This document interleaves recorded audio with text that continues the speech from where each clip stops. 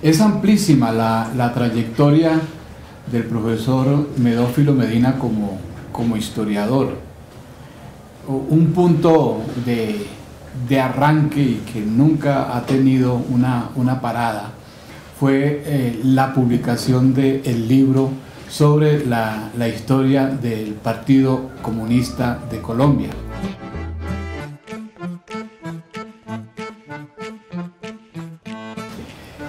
Fue un momento paradigmático porque no ha habido en Colombia la tradición de escribir historias de los partidos políticos, máxime en tratándose de un sistema bipartidista.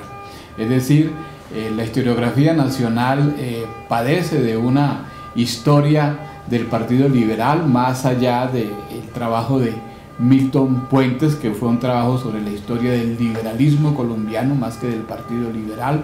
Prácticamente no existe una historia del Partido Liberal, habiendo este partido jugado el papel tan relevante en la historia del país. El libro de Gerardo Molina también es un libro de las ideas liberales en Colombia, mas no un libro de partido, qué decir del Partido Conservador. Sin embargo, el Partido Comunista de Colombia sí contó con un historiador que hiciera un primer tomo sobre la historia de ese movimiento. Profesor Medina, ¿cuál es la historia de ese libro? Se acercaba el 50 aniversario de la fundación del Partido Comunista y había madurado en la dirección la idea de escribir una historia mucho más digamos avanzada, competente e incluyente que el libro que se había publicado 30 años de lucha del Partido Comunista, que es un libro que tiene su mérito.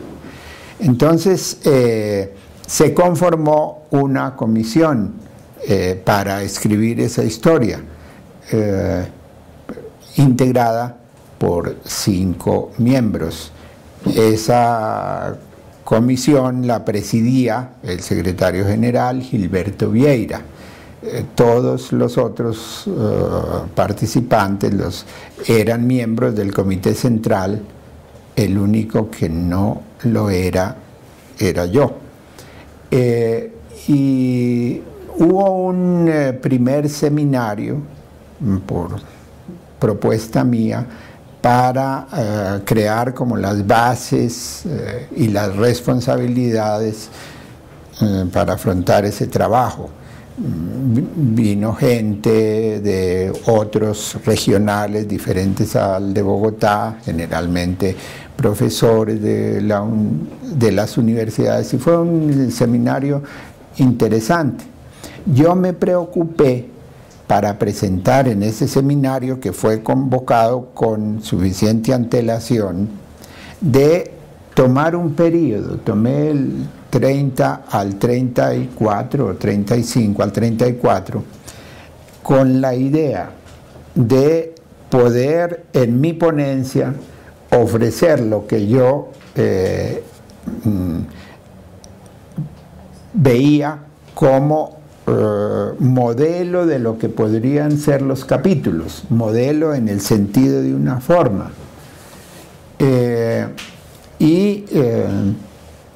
El seminario se realizó y dieron cuenta de la existencia de fuentes en unos casos, en otros casos estudiaban algún episodio en concreto.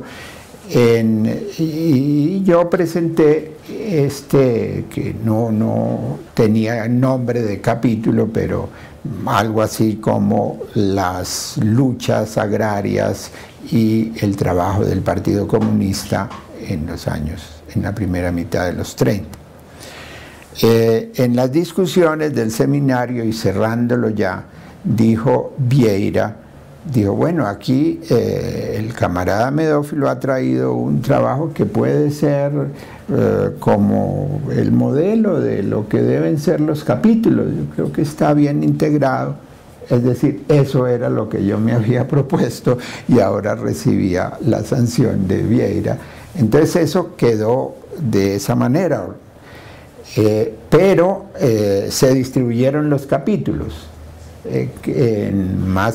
Creo eran 5 capítulos. Cada miembro de la comisión tenía la responsabilidad sobre la elaboración de un capítulo, un poco siguiendo el modelo que había presentado. Naturalmente yo tenía la convicción de que eso no iba a funcionar así. Yo pues apoyé esa idea, pero seguí trabajando. Entonces había trabajado del 30 al 34, me devolví hasta para cubrir todo el periodo anterior a la fundación del Partido Comunista, que es el primer capítulo del libro. Me devolví, ese no tenía asignado responsable, entonces yo lo tomé. Cuando terminé ese capítulo, lo presenté a la comisión y observaciones, discusión, y fue aprobado. Entonces ya había como 2 capítulos.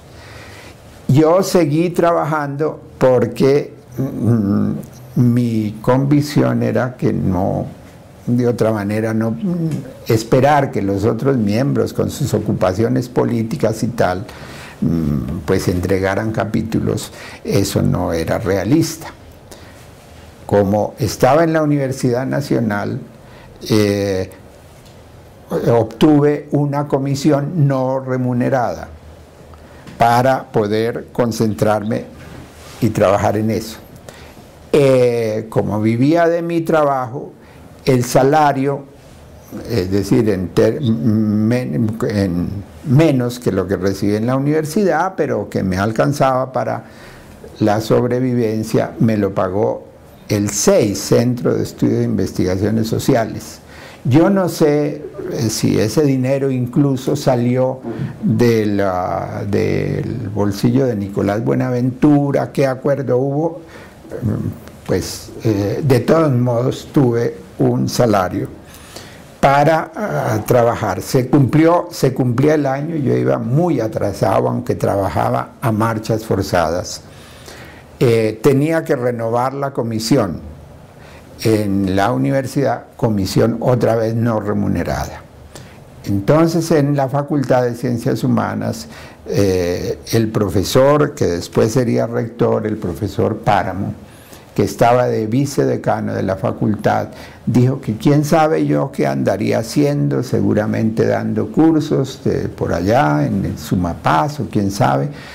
Es decir, que para renovar la comisión yo tuve que venir con fichas, con fuentes que había reunido, con cosas de esas. Un tratamiento denigrante para mí, que lo asumí, porque de todos modos, en las condiciones de entonces, los profesores comunistas éramos ciudadanos de segunda clase en la República Universitaria. Es decir, eso fue la renovación, porque yo había pedido, ahora que recuerdo, la comisión por un semestre. Eso fue la circunstancia en que me renovaron la comisión por el segundo semestre. Al terminar ese segundo semestre, no había terminado, y vino en mi auxilio el M-19. ¿En qué sentido? Se tomaron la embajada de República Dominicana y cerraron la universidad, y yo tuve como un tiempo más, ahí sí ya me reintegré a la universidad, en que se volvió comisión remunerada, y así pues pude terminar ya cuando se acercaba el 13 Congreso del Partido Comunista, que era un poco el evento que servía de referencia para concluir. Pero había llegado hasta el año 50 con los capítulos debidamente conformados. Cada capítulo lo estudiaba la comisión y finalmente le daba el imprimatur, es decir, estaban esos capítulos preparados. Faltaba la mitad del libro, entonces pues yo dije, bueno, si queremos cumplir con el 13 Congreso, publiquemos lo que hay en un tomo, porque es suficientemente extenso. Dijo Vieira, pero esto está, es decir, hay un aparato de referencias y todo eso, no, nosotros necesitamos un libro para la lectura de los obreros, de los campesinos, donde no hace falta tal referencia, tanta profusión de citas, hay que simplificar eso. Entonces yo dije, el libro también debe defenderse en la universidad, debe ser al nivel de exigencias de la universidad. Yo soy profesor de la universidad y por supuesto tenemos nuestro trabajo en la universidad. Ahí un libro de divulgación pues no resultaría suficiente. Entonces propuse, saquemos el tomo, ese primer tomo, cómo está, que Gilberto decía, bueno, que dejar de, no sé, 50 citas en un capítulo, dejar unas 3, es decir, ¿cómo podía yo hacer eso? Entonces dije, bueno, resolvemos 2 problemas, cumplimos ciertamente a medias con el 13 Congreso, para la divulgación se puede sacar un manual más pequeño que pueda funcionar y incluso propuse a un investigador, a un camarada para que hiciera ese trabajo. Todo eso se aprobó. Entonces en el 13 Congreso se presentó el libro de historia del Partido Comunista.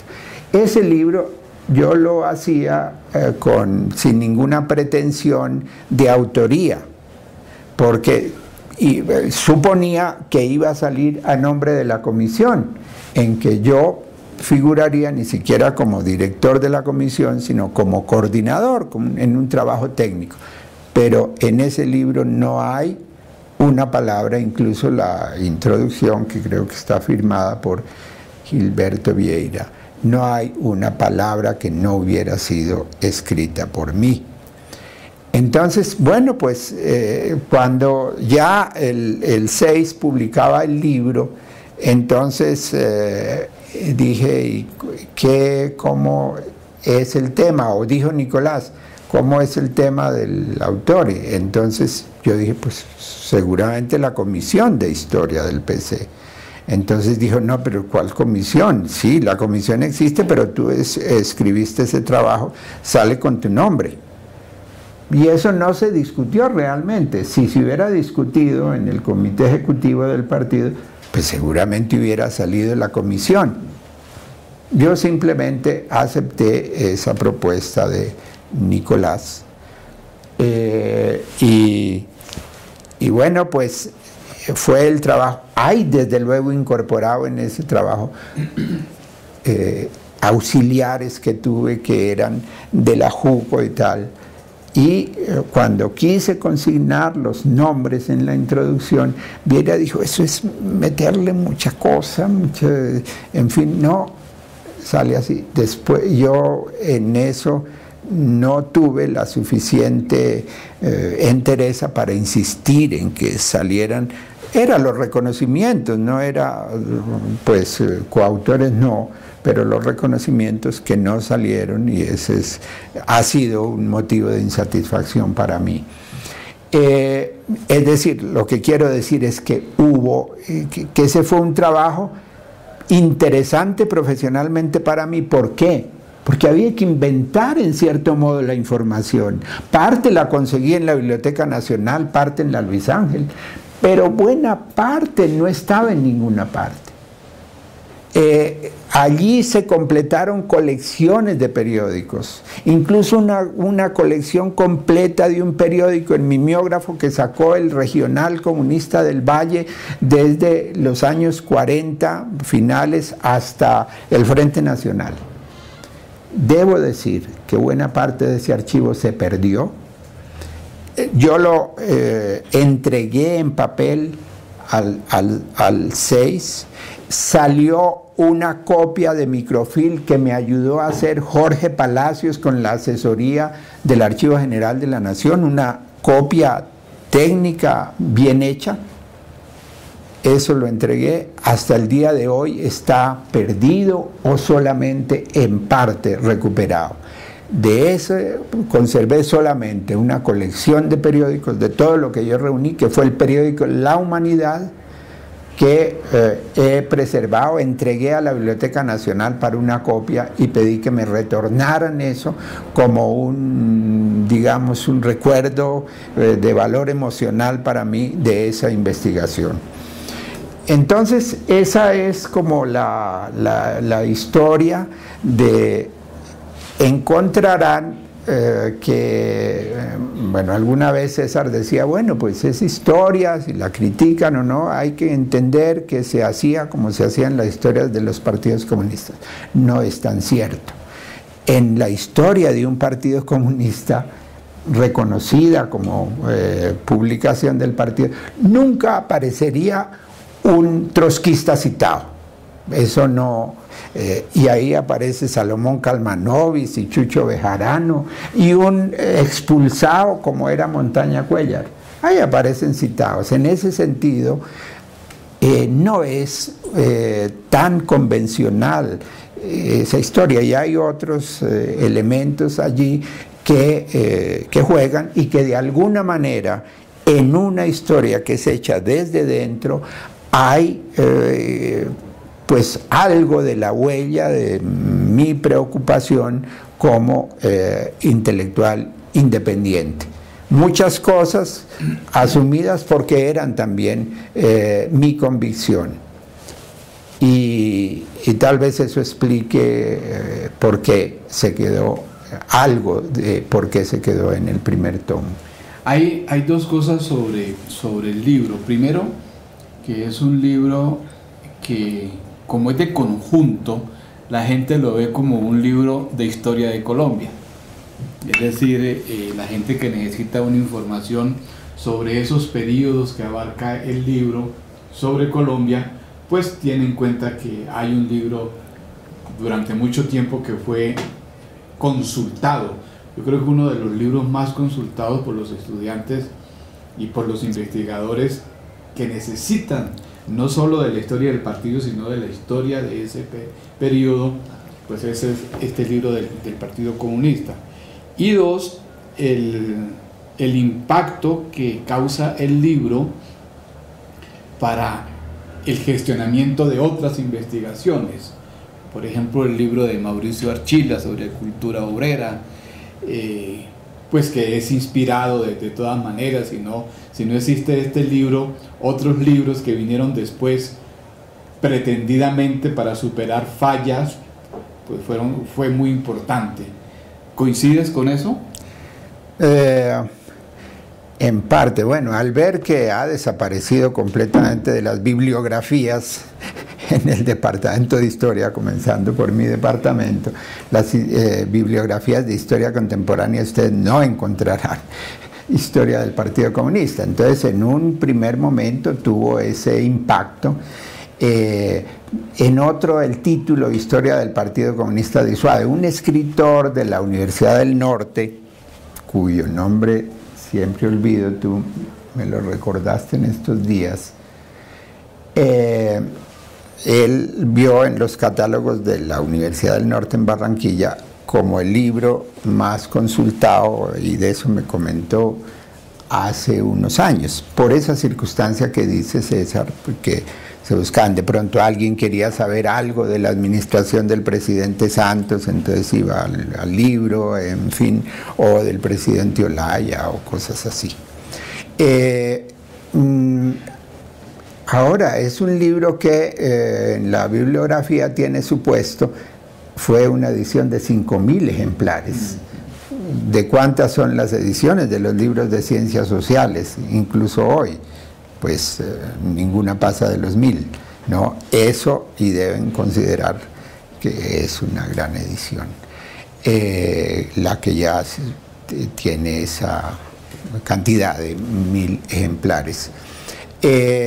Ahora, en en mi biografía ya no solamente intelectual, sino personal, el libro me compromete mucho. Por eso, recién publicado el libro, tuve un encuentro con un historiador comunista de Venezuela, o había sido comunista, con quien fuimos muy amigos, Brito Figueroa, un historiador muy conocido.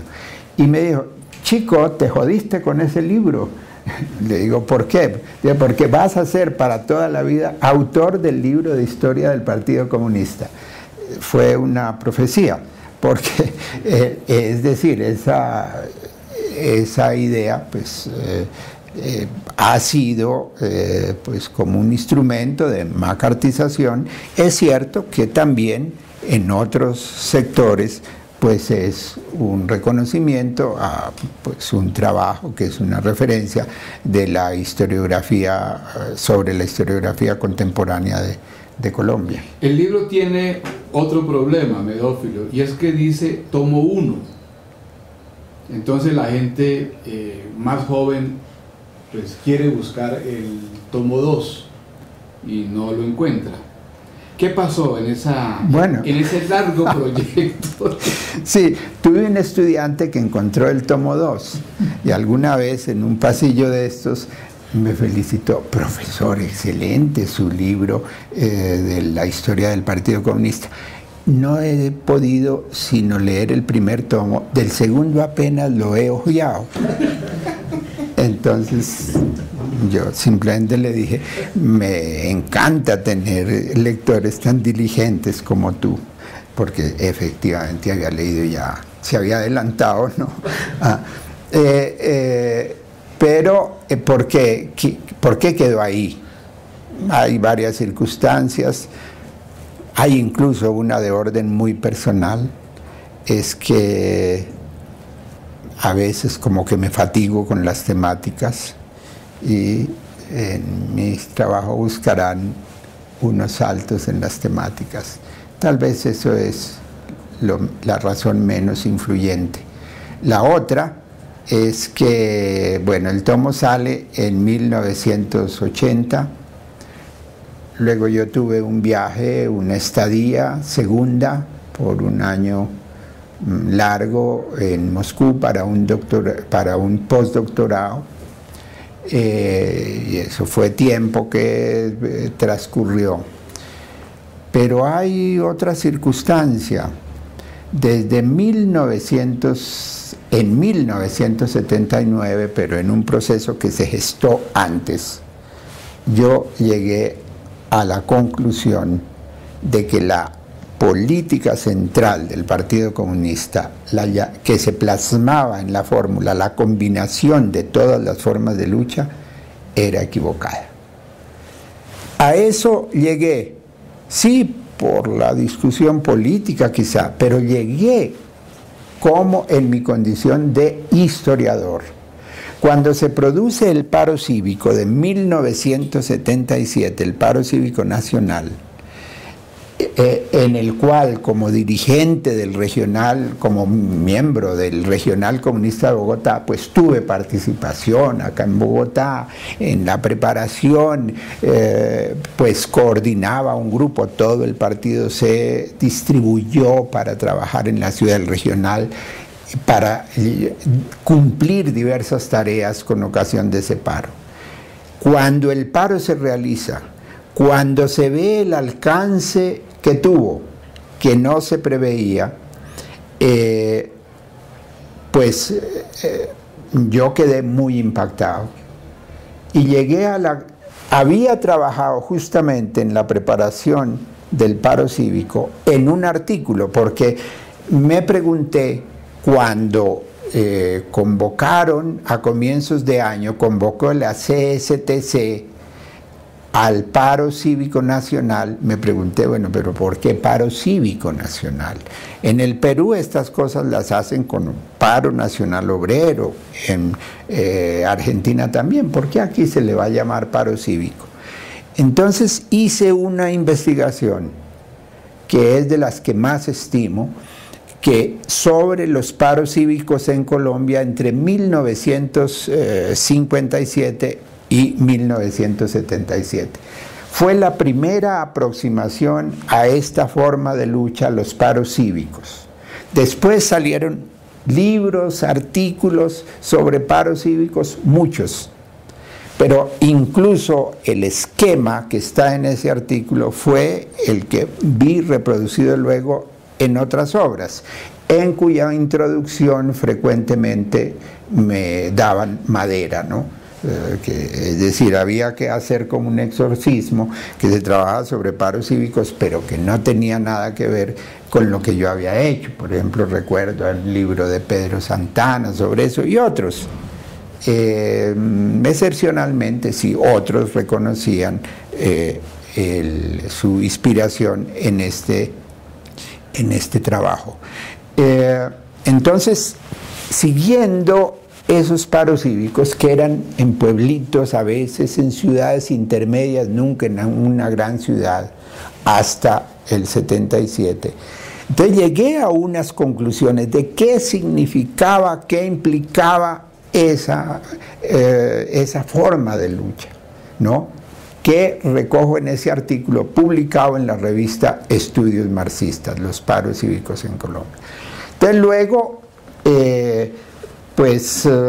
me encuentro, se fusionan las dos investigaciones, la idea que me quedó de los paros cívicos, el recorrido por la buena parte de la historia de Colombia en el libro de Historia del Partido, mi experiencia en el paro cívico del 77, llegué a la conclusión: aquí los comunistas estamos equivocados.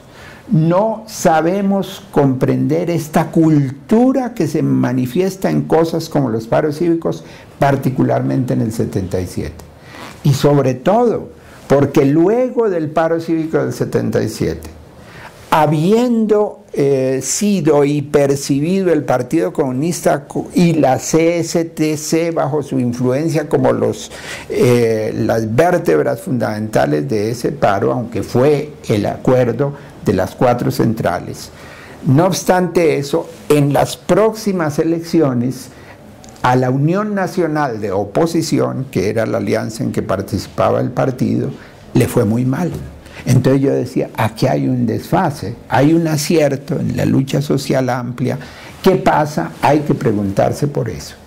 Y no hubo segundo tomo de la historia del partido, pero vino el libro publicado en 1984, La protesta urbana en Colombia. Allí mi inquietud y el compromiso de la investigación es tratar de explorar las bases de lo que era mi observación, mi reserva frente a la política central del partido. Entonces ya con ese desacuerdo en cosas tan fundamentales, yo preveía que el trabajo sobre el segundo tomo me iba a resultar muy tortuoso. A cada paso iba a encontrar pues muchas razones de controversia, en fin.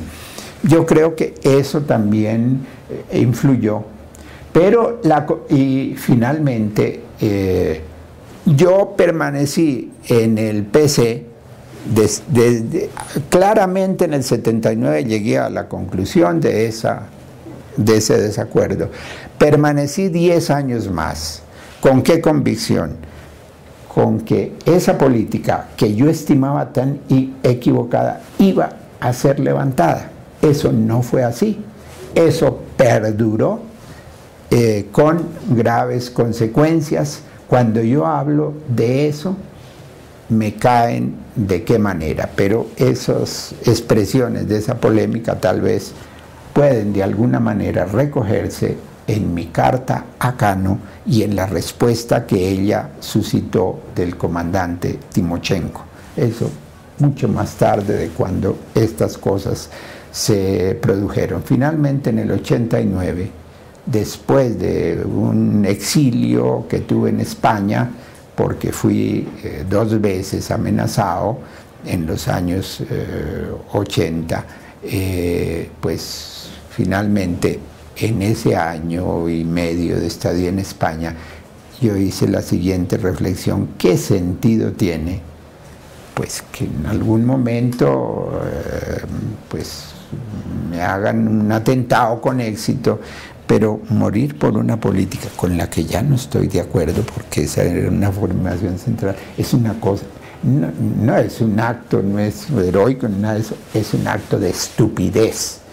Y la estupidez, a diferencia de la maldad, es cuando el estúpido obra y con su acción no favorece a nadie, ni se favorece ni siquiera a sí mismo. El malvado por lo menos saca provecho para sí mismo.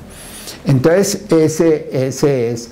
Ahora, el segundo tomo se escribió, lo escribió Nicolás Buenaventura, y no se publicó. ¿Por qué no se publicó? Como él alguna vez me dijo, cuando hubo un material suficiente para el segundo tomo, él lo presentó y el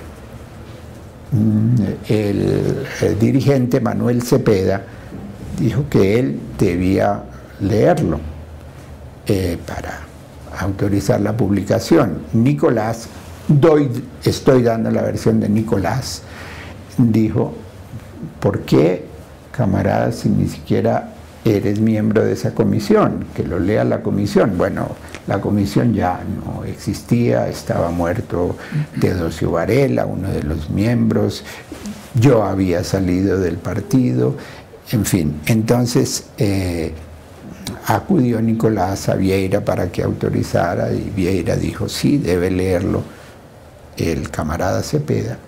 El libro no salió. Espero que yo guardo, espero que, no sé, relativamente completos, un manuscrito que pues me entregó Nicolás, de los capítulos que él iba entregando, y yo creo que hay que poner el empeño en publicar tal cual se escribió ese artículo, que podría componerse de... Yo de todos modos escribí el que sería el primer capítulo del segundo tomo, que pasó, que corrió la misma suerte del primer tomo, la comisión aprobó y tal. Una vez salido del partido, alguna vez vi en una vitrina un librito que se llamaba Cuadernos de Historia del Partido Comunista, Medófilo Medina. Yo dije: estoy loco, estoy escribiendo libros que ya no controlo porque yo no. Entonces entré y compré no, pues claro, me di cuenta, era el capítulo que yo había entregado a la comisión para el segundo tomo, y de Nicolás se publicó un folleto también, un cuadernillo de esos Cuadernos de Historia del Partido, que era el segundo capítulo después del mío para el segundo tomo. Hasta ahí llegó, pero está, me parece, más avanzado. Existe la versión que yo creo que no, claro, no llega sino seguramente hasta comienzos de los años, hasta finales de los años 70.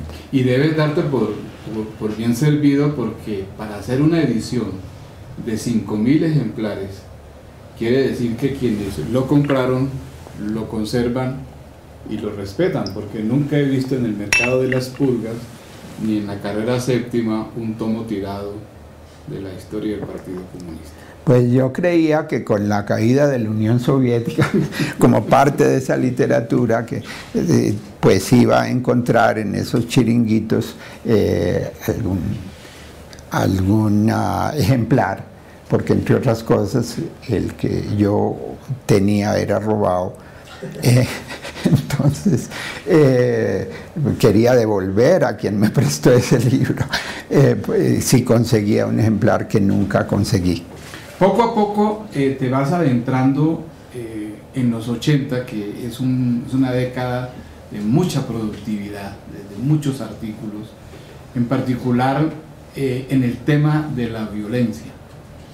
Y para hacer un tema tan importante para los colombianos, tanto de identidad nacional, no no alcanzas a ser considerado en ese equipo privilegiado de los violentólogos. Es decir, habiendo tenido tanto escrito sobre la violencia, ¿qué te diferenciaría a ti como de ese colectivo que se conoció con ese nombre, a veces hasta peyorativo? La causa para que eso pase es que de todos modos sigo siendo el autor de la historia del Partido Comunista. Y eso pues ha pesado como vetos y cosas de esas. Ahora, en el tema de la violencia, el trabajo que sí ha sido bastante usado es la resistencia campesina en el sur del Tolima. Que se ha publicado en el libro Pasado y Presente de la Violencia en Colombia, que reunieron Gonzalo Sánchez y Fernando Peñaranda, y que ha tenido muchas ediciones. Ricardo Peñaranda. Ese fue un trabajo y buena parte del primer capítulo de que sería el segundo tomo recoge ese trabajo. Ese es producto de, bueno, consulta en fuentes primarias, como se ve en los pies de página, pero un trabajo de historia oral, pues bastante comprensivo. Yo me fui al sur del Tolima, a la región de Chaparral, a la cuna de las FARC, entrevistando a los camaradas supervivientes de la vieja violencia y a quienes habían estado, algunos de los que habían estado en la fundación de las FARC. Recorrí esas veredas como Irco de las Aguas, Chicalá y otras, y pueblos como Natagaima, Collaima, igual, escenarios de las luchas campesinas de los años 30.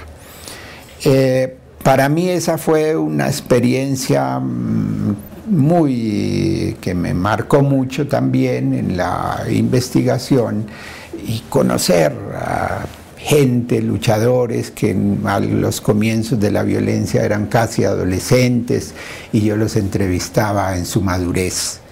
Entrevisté en el curso de esa investigación, no allá en esos escenarios, sino aquí en Bogotá, en una casa de un barrio de Invasión, a Isauro Llosa, uno de esos dirigentes legendarios de las luchas allá en Chicalá, y que había sido concejal del Partido Comunista con otro compañero en el municipio, allá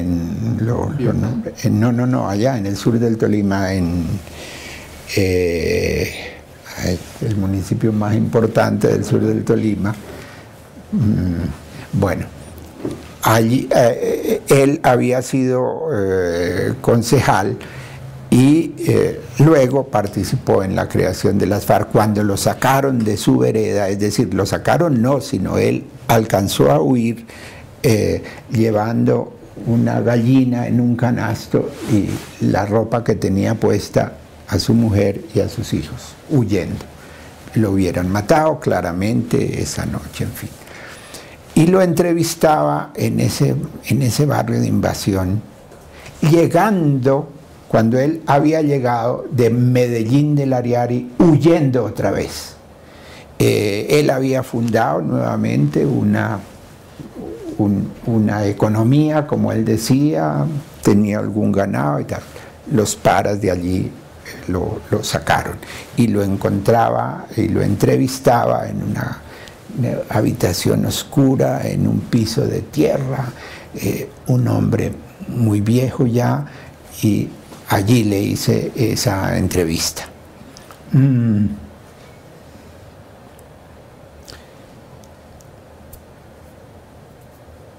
Eso impacta.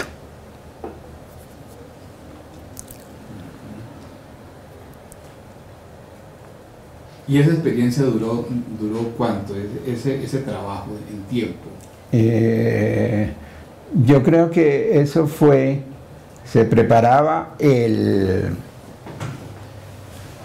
Congreso o Conferencia Internacional de la Violencia, que se realizó, me parece, bueno, se realizó en el 84, del cual salió ese libro que he indicado, y entonces yo presenté esa ponencia allí, pero yo creo que fue unos 8 meses de trabajo más o menos intenso, y que se resume en esa ponencia, que sí, pues algunos han reconocido el valor que tiene y el hecho de haber recogido una información que de otra manera tampoco ni se hubiera recogido ni se hubiera elaborado, como se hizo. Ante una acusación injusta por entonces de que el historiador no utilizaba la historia oral, no utilizaba la tradición oral. Sí, me acaba, ¿qué día? No sé si asististe a esa conferencia que presenté sobre esa historia de ese asesino, el desalmado que liquidó a esos niños en Caquetá, en Florencia. Justamente Molano decía, bueno, celebro que ahora sí se dan cuenta de la historia oral. Desde los 13 años yo me di cuenta de la historia oral cuando le hice esas entrevistas para escribir esa pequeña biografía, yo estaba en quinto primaria, de Rómulo Rosso, ¿no? Entonces para mí la historia oral, claro, no seguramente, y en la historia del partido está la historia oral, y por supuesto en este trabajo, pero pues bueno, esa es la opinión de algunos. Entonces, y hay incluso cosas menos dramáticas y más festivas, ¿no? En esa peregrinaje por las veredas de Chaparral, pues de pronto me acompañaba un compañero que tenía un jeep, un campero, y además él era del regional comunista del Tolima, y por el carro y por el conocimiento de la gente me acompañó. Y alguna vez nos fuimos, el carro quedó abajo, ya no podía avanzar, y seguimos a pie hasta llegar a una cuchilla donde vivía el secretario del Partido Comunista en esas veredas. Y bueno, no lo encontramos, estaba su mujer con los niños y nos devolvimos. Se trataba de que nos diera la autorización y nos pusiera en contacto con la gente que buscábamos. Entonces, pues nos devolvimos decepcionados, y ya avanzada la tarde nos lo encontramos que él subía para su casa, y entonces el camarada que me acompañaba le contó del objetivo del viaje. Entonces el camarada me miró, un campesino, y me dice, ¿su carné, camarada? Entonces, mi carné de militante comunista. No lo tengo. Pues yo no lo puedo poner en contacto con los camaradas. No, porque yo no sé, usted puede ser enviado por el enemigo, en fin. No, sí, tiene razón. Entonces quien me acompañaba sacó de su cartera un periódico, Voz, y le dije, mire, camarada, aquí estoy yo hablando en un mitin en Ibagué, porque yo soy dirigente de los choferes en Ibagué. Y entonces el camarada miró la foto, lo miró a él y dijo, esto es un manchón, ahí no se distingue nada. No, tampoco sirvió porque no podía distinguir claramente. Después le dije al director del periódico, pues, que tal vez era un motivo para mejorar la fotografía en el periódico. Pues pasaban esas cosas. Nos fuimos. Él luego reflexionó y volvió, nos alcanzó y dijo, no, yo voy a, no hay no hay razón, realmente ustedes vienen seguramente a hacer ese trabajo y devolverse sin hacerlo, en fin, ¿no? Entonces nos acompañó a la primera casa, que no la hubiéramos encontrado nosotros. Allí era una casa con trapiche y eso, y un campesino que había sido pues luchador en esos tiempos de la violencia, en Chicalá. Y entonces, bueno, allí estaban en plena labor, a las 9 terminaban, paraban el trapiche y a las 9 comenzó la entrevista. Nosotros en el curso del día habíamos tomado unas naranjas de los árboles, estábamos con hambre, en fin, cansados. Bueno, se hizo la entrevista y lo impresionante es que pues fue como 1h30 de entrevista. Al cabo de eso, bueno, será hora de comer, dijo el compañero, y sacaron por allá de la cocina unas papitas diminutas con ollejo, como suelen hacerlo, papas ojeadas llaman. Esa era la comida con aguapanela. Entonces yo decía, pero bueno, camarada tiene un trapiche y todo eso, pero él era el testimonio de las condiciones en que vivía la gente. Estos sobrevivientes de la violencia. Y luego, bueno, ya era la hora de acostarnos. Nosotros no nos podíamos volver en noche cerrada, pues por caminos que desconocíamos, a buscar el carro. Entonces el compañero dijo, no, tienen que quedarse aquí, si no, pues eso no, yo no me podría quedar tranquilo pensando que ustedes están por allá recorriendo caminos que no conocen. Y ahí nos quedamos y nos habilitaron una cama que solo tenía una estera, y era la cama que había. Nos la dieron a los dos con una cobijita que compartimos ahí. Todo esto eran las condiciones de la gente, ¿no? Entonces ahí es donde la investigación se convierte en fuente de otros elementos que van haciendo la vida de los investigadores.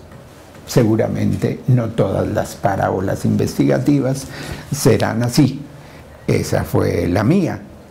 Y por supuesto explica por qué también durante 10 años yo permanecí en una militancia en cuya orientación política no estaba de acuerdo. Son muchos lazos, muchos vínculos, muchos elementos de la vida intelectual y también emocional.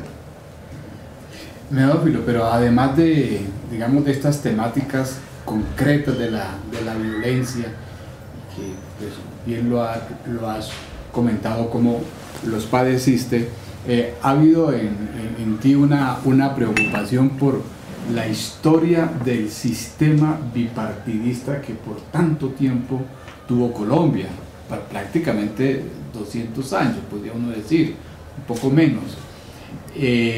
Por conocer cuadros intermedios de los partidos tradicionales que eran los voceros de grandes líderes nacionales, como el caso de Saúl Charri de la Voz, tu proyecto sobre la comparación entre los sistemas políticos de Colombia y de Venezuela. Yo creo que ahí también hay un aporte muy interesante como historiador. ¿Nos quisieras comentar sobre esos proyectos? La preocupación por el bipartidismo colombiano tiene pues 2 fases.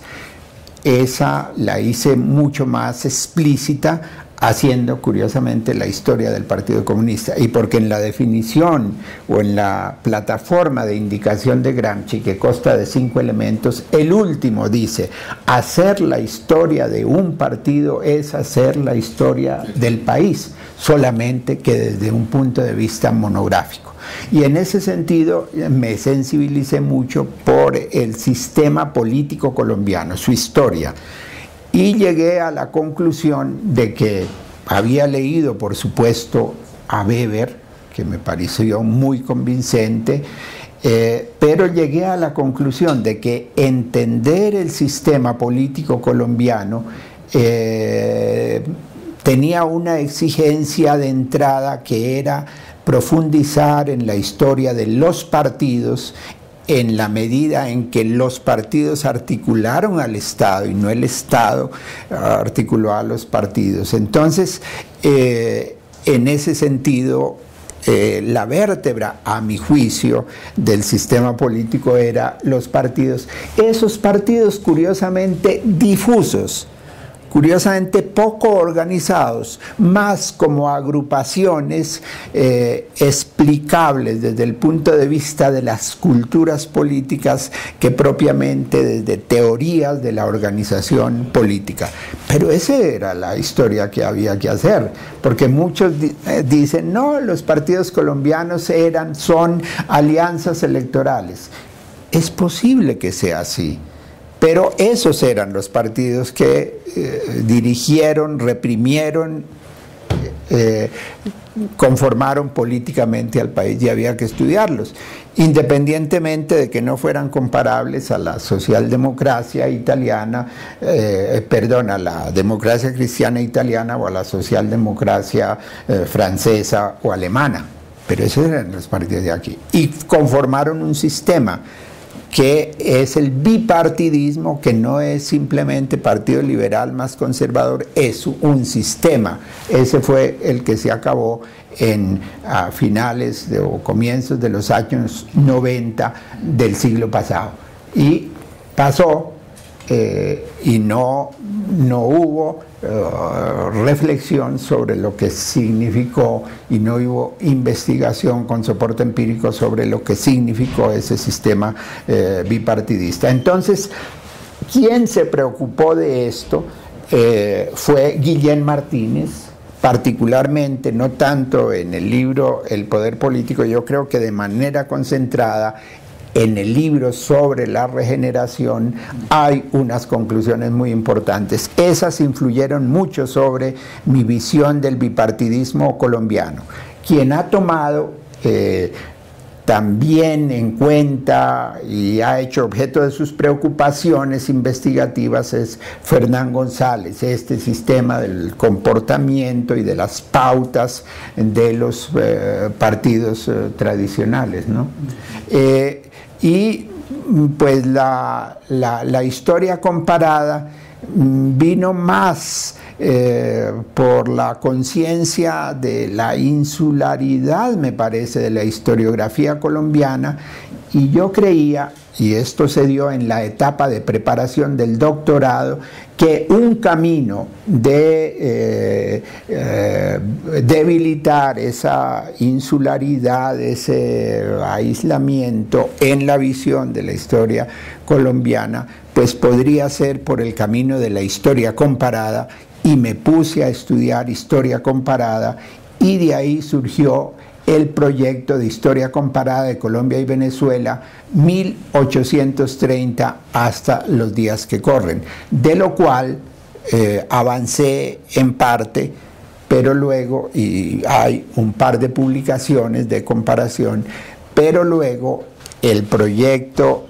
en fin, se chocó con las investigaciones específicas sobre Venezuela, es decir, los libros que publiqué ya sobre el proceso bolivariano en Venezuela, en los cuales se refleja lo que había avanzado sobre la comparación, pero que no son trabajos de historia comparada.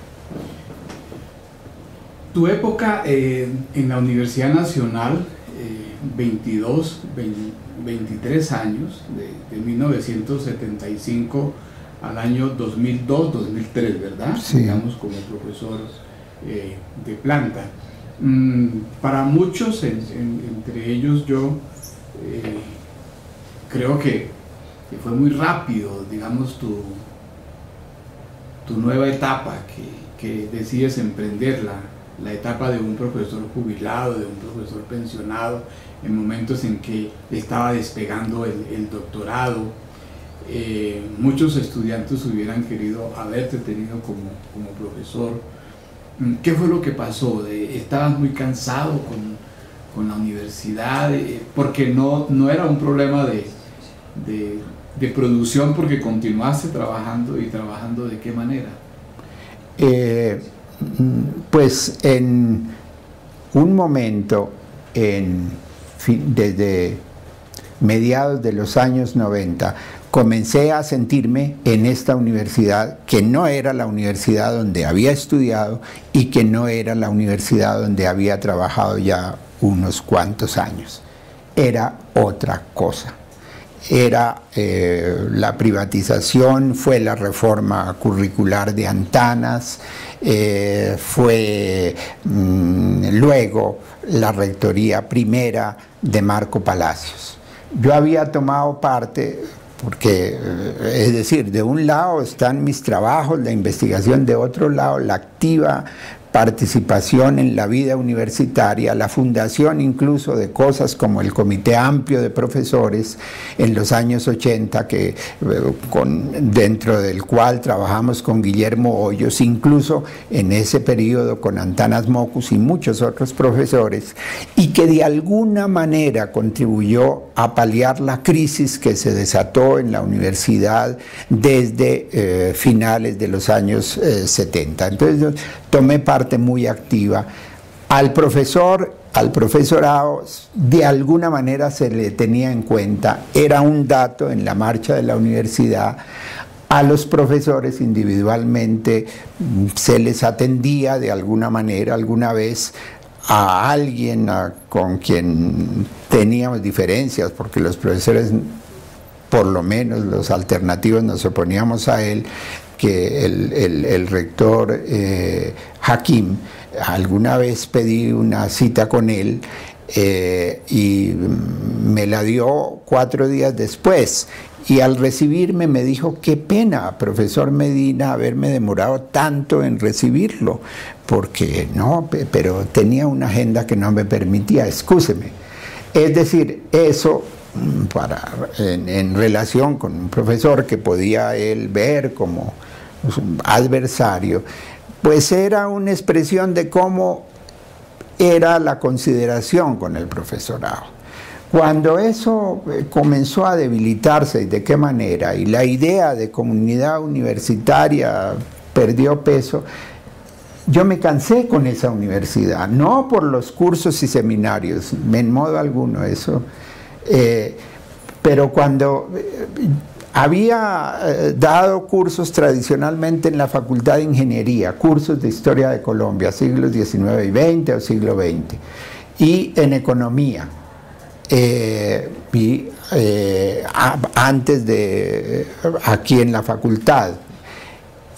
Por cierto, mi libro La protesta urbana en Colombia se lo dedico a los estudiantes de esas dos facultades. Cuando viene la reforma de Antanas, luego el nuevo pensum en economía de Salomón Kalmanovitz, eliminan esas cátedras allí. Eso no implicaba ni mucho menos mi salida de la universidad, no, pero las eliminaron. ¿Por qué? Porque en el plan de estudios esas materias de historia no cabían. Había que abrirle más campo a las microeconomías, y con respecto a la Facultad de Ingeniería se decía, bueno, se quita historia y al ingeniero no se le va a caer el puente, pero si no intensificamos en otras asignaturas con consideraciones de esas. Entonces, crecientemente yo vi que esa no era la universidad, comencé a sentirme un extraño, cada vez más solicitado, no tanto por la preparación de cursos y seminarios, sino por las exigencias burocráticas. Alguna vez llegó al comité del doctorado una encuesta mandada, creo que por el vicerrector académico, como de 90 preguntas, y ahí en el comité el profesor Heraclio Bonilla dijo, bueno, distribuyámonos esto, qué número va a contestar cada uno de los miembros, y salimos de eso. Entonces yo dije, ¿y por qué no discutimos si tiene sentido llenar estos formularios, diligenciar esta encuesta. Entonces Bernardo Tovar me dijo, ay, pues tú siempre tan problemático, pues tomo la mitad de las preguntas que te corresponden y resolvemos eso. No, mi inquietud no era esa. Yo no me podía sentir a gusto con esas actitudes, ¿no? Cuando yo hablo de eso es como, no sé, señalando a la gente. No, nunca en el departamento pude hablar de otra forma y eso me costó cosas y después recibiría alguna sanción por eso, pero son los costos de que si se es un intelectual independiente, se es no en una parte ni en otra, no en relación únicamente con el establecimiento, sino en general, o se es o no se es. Entonces por eso me apresuré a pensionarme sin que me haya pesado un solo momento. Siento pérdida, siento por ejemplo que en las investigaciones académicas que hago, el hecho de no tener una comunicación en lo que implica la preparación de un curso y el diálogo con los estudiantes, pues uno va virando hacia el investigador, ¿cómo se llama?, autodidacta, que tiene unos riesgos y corre sí, no es una buena cosa. Eso se pierde, por eso estoy dando un seminario ahora sobre el proyecto que tengo, pero por el otro lado me resultaba insoportable esa otra universidad que se ha afianzado de qué manera, como veo en los días que corren. Y realmente el tránsito hacia la pensión ha sido muy productivo. El país te ha conocido más, creo yo, es decir, por tus opiniones, por tus artículos, has aparecido más en la televisión, se te escucha por la radio y has incursionado digamos, en la crítica periodística. Desde cuando todavía estabas aquí, habías trabajado algunos artículos en UN Periódico, te retiras de esa presencia en ese periódico justamente porque Marco te cuelga un artículo y más adelante te vemos cofundando y siendo uno de los colaboradores más asiduos de la revista Razón Pública. Pero más que eso, yo quiero destacar el último periodo, el más reciente, digamos, en el que estás, que hace relación curiosamente con el tema de la independencia con el que te graduaste como historiador. Apareció en el anuario de Historia Social y de la Cultura, en el número 37 del 2010, un denso artículo en donde criticas la manera como la aproximación al bicentenario y los trabajos sobre el bicentenario que tienen que ver con la independencia están inspirados en un historiador que tú a buena hora cuestionas, que es Francisco Xavier Guerra. Quisiera que nos comentaras un poco sobre ese último proyecto en el que estás. Después de mi pensión, he tenido oportunidad, primero por los trabajos sobre Venezuela y luego por la participación en los bicentenarios, de viajar mucho por América Latina, que antes no lo había hecho, o mucho no, pero viajes repetidos, ciertamente numerosos a Venezuela en relación con las investigaciones y luego por invitaciones a eventos de conmemoración del bicentenario. Y en estas me di cuenta que en América Latina se conmemoraron los bicentenarios en clave nacional, como se conmemoró el centenario entre 1910 y 1920. Es decir, cada país hizo su conmemoración con cierta sensibilidad internacional, como en el caso de Venezuela, algo en Argentina, pero si ustedes siguen los logos, por ejemplo, de los bicentenarios, son absolutamente nacionales. Pero la independencia como proceso no fue un proceso, porque las naciones no existían, y fue una concurrencia de fuerzas, de gente, hombres y mujeres, que luego formarían parte de las diversas naciones que se formalizaron después de 1830. Entonces yo decía, ¿cómo en la época que vivimos, que es el de la globalización, que es el de la intersección de regiones del mundo en este esquema de la globalización, examinamos, interpretamos otra vez un hecho que fue muy amplio, que no fue una cosa provinciana, con esa cerrazón que implican que esa idea de que ser historiador en Colombia es ser historiador de historia de Colombia, y llevar el sesgo al pasado desde esa perspectiva. Entonces, algo que llevaba un poco en las tripas era mi descontento con que la visión de François Javier Guerra sobre la independencia, las independencias como lo llamaba él, se habían convertido, su paradigma de las revoluciones hispánicas se había convertido en el paradigma hegemónico de la interpretación en España, en Francia y en toda Latinoamérica. ¿Cómo podía ser esto?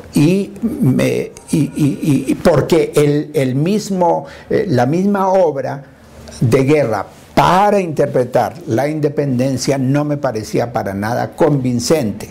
Entonces yo estimaba eso como una deuda intelectual y como un imperativo moral también. Acometí el estudio sistemático del trabajo de Guerra sobre la independencia y lo plasmé en ese artículo, con expectativas un tanto contradictorias, porque al ver el favor de que gozaba Guerra desde comienzos de formulación de eso, es decir, hace unos 25 años, pues era un atrevimiento mayor.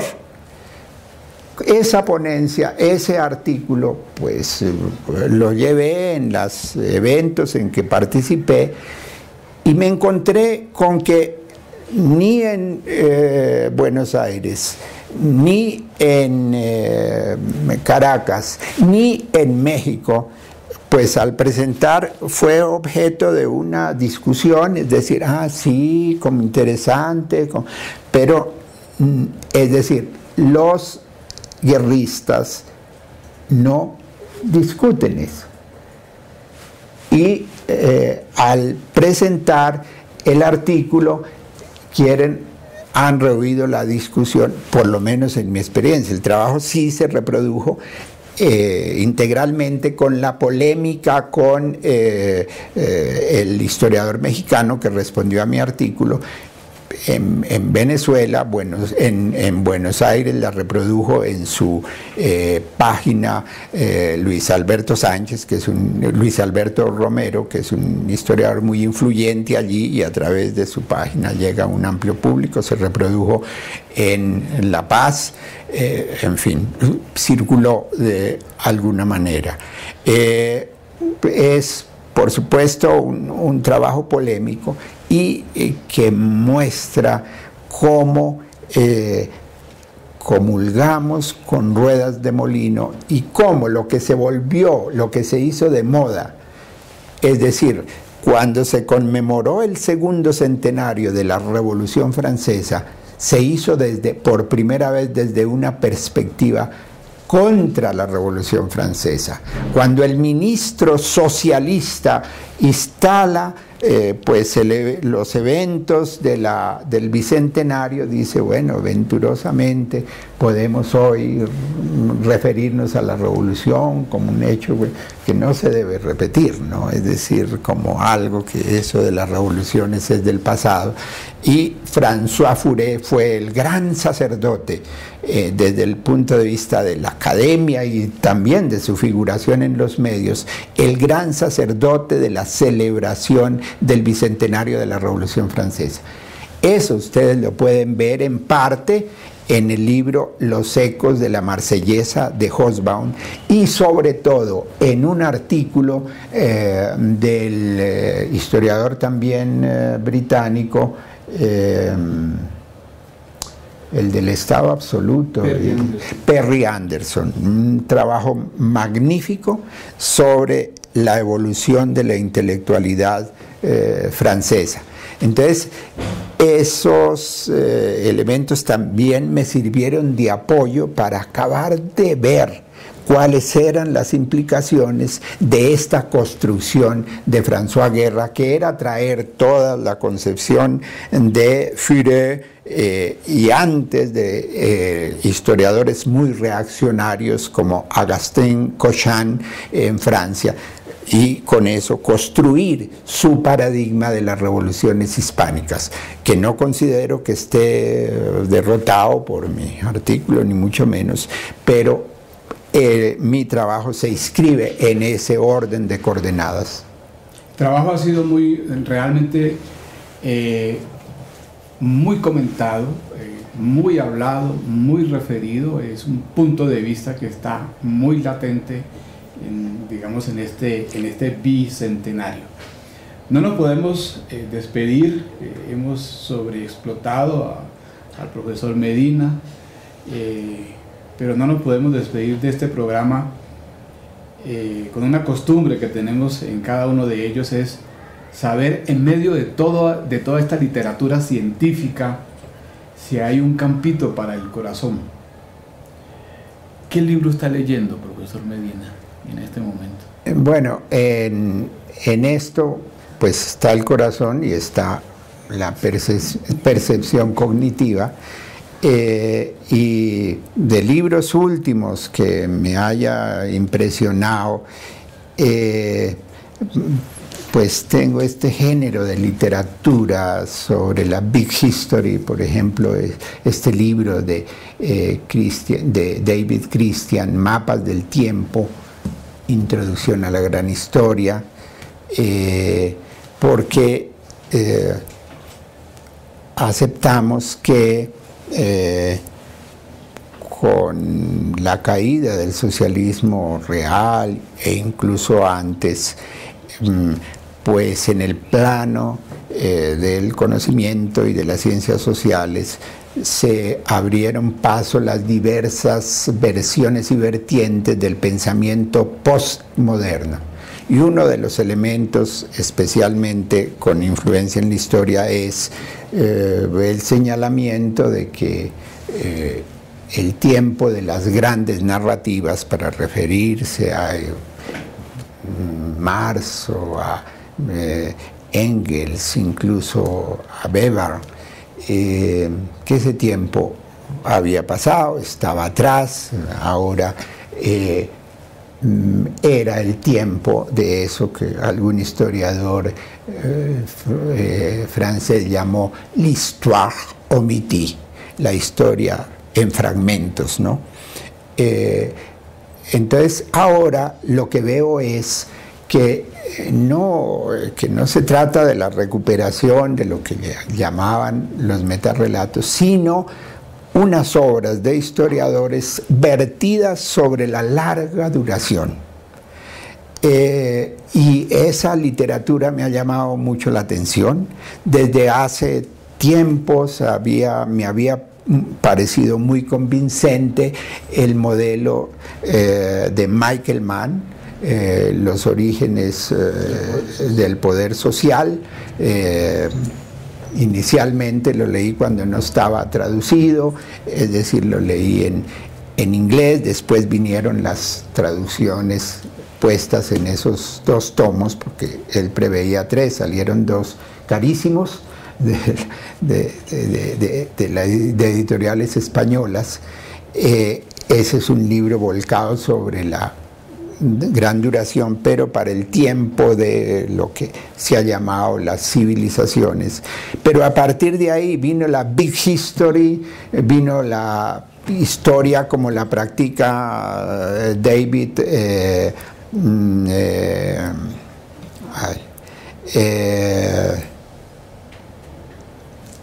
él y su hijo escribe McNeill, y viene la Big History como de David Christian, que tiene pocos años de publicado, o de Speer sobre el puesto de la historia en el cosmos. Entonces es ampliar las fronteras. ¿De qué manera? Es en cierto modo recoger pues esa escena que la humanidad vio cuando en el 68 los astronautas pisan la luna, y uno se hace la idea de que pues, se puede observar la Tierra ya a la distancia como una cosa muy pequeñita.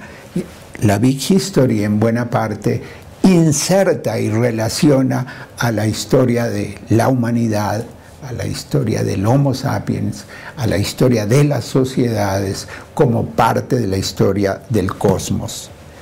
Y el otro campo de lecturas, y aquí está la influencia familiar, yo creo que tienen algunas ventajas, tendrán otras el que las parejas tengan el mismo campo, en las conversaciones de sobremesa, pues libros sobre la influencia de las investigaciones en neurociencia, como están abriendo un campo para el estudio cultural de la humanidad, para la historia del espíritu humano, que va a tener unas repercusiones hasta ahora pues no completamente imaginables. Es decir, hacerse cargo de que la historia del espíritu es tan historia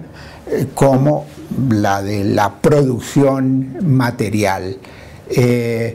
Enfrentar esa idea de que finalmente vamos a reevaluar la historia de lo innato puestas en las categorías kantianas para relacionar la historia del espíritu con la historia humana en general, y este conjunto con la historia del cosmos en una visión evolutiva, en fin.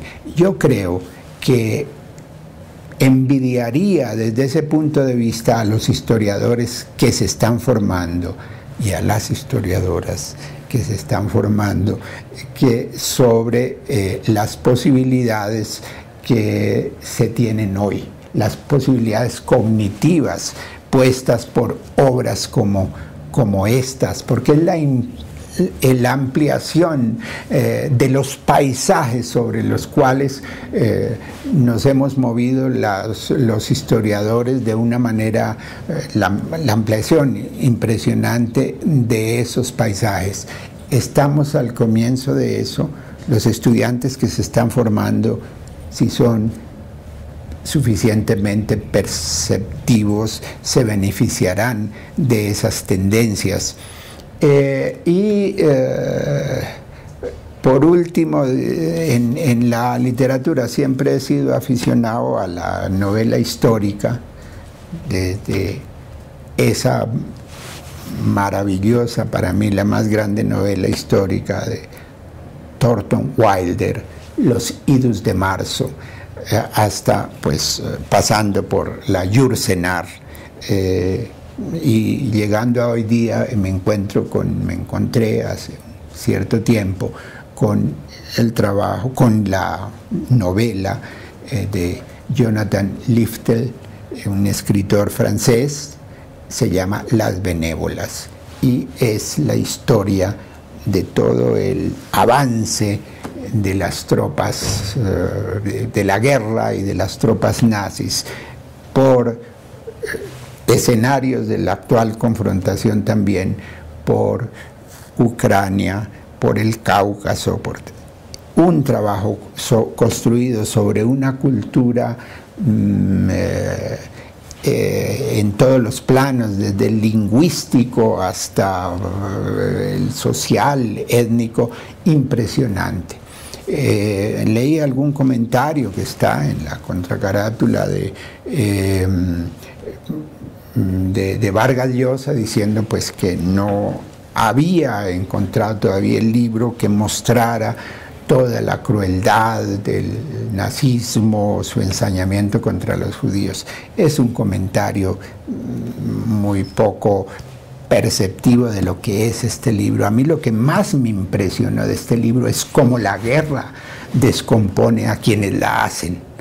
Al ver cómo se sumergen las tropas nazis allá en eso que es como, bueno, como esa olla en que quedan atrapados sin poderse mover, cuando tienen que sostenerlos por un puente aéreo, cuando se ve esa descomposición de ese ejército invasor en escenas impresionantes. Por supuesto está toda la crueldad, pero esta novedad de cómo la guerra descompone a quienes la hacen, yo no la había visto en ningún tipo de literatura. Por eso he dedicado el tiempo a saborear, pues con una dosis también de masoquismo, porque tiene este libro unos pasajes francamente insoportables de los límites a que llega la crueldad humana y todo esto en la guerra.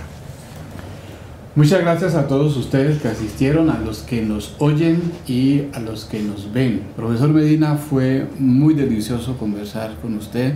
Perdone la sobreexplotación, el tiempo que estuvimos aquí fue muy rico, fue muy bien compartido. Todos ustedes tienen más elementos todavía para entender cómo se forjó ese carácter y cómo se forjó Medófilo Medina como historiador y como ciudadano. Muchas gracias. Bueno, muchas gracias de parte mía, porque ahí la pregunta es ¿quién explota a quién? ¿No?